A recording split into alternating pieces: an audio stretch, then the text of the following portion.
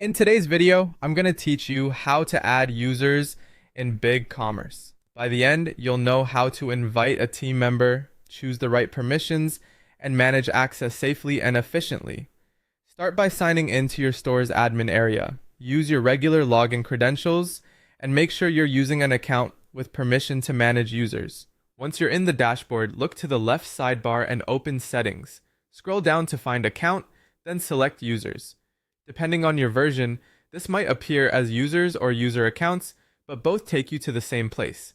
Here you'll see a list of your existing users.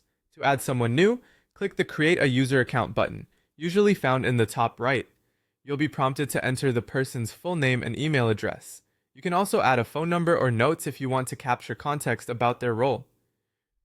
The email you enter is important because BigCommerce will use it to send the login invitation, so double check for typos and avoid shared inboxes when possible.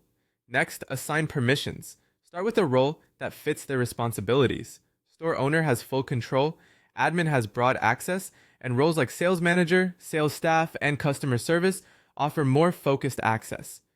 If you need fine-grained control, choose a custom role to tailor exactly what they can do. You can toggle access to areas like products, orders, storefront marketing, inventory, customers, settings, analytics, apps, the theme editor, price lists, and promotions. Only enable what they genuinely need. Following a least privilege approach keeps your store secure and reduces the chance of accidental changes. If the user needs to work with integrations or build automations, you can optionally grant API access. Scroll to the API access section and enable only the specific scopes they require, such as Customers API, Store Content API, or Orders API.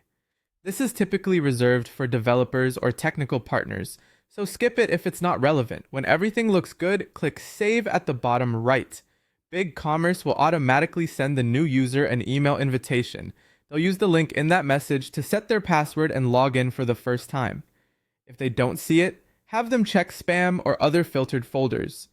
To manage existing users later, head back to Settings, open Account, then Users, and click any name.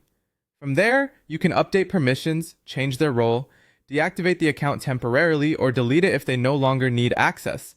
Periodically reviewing this list helps keep your store organized and secure.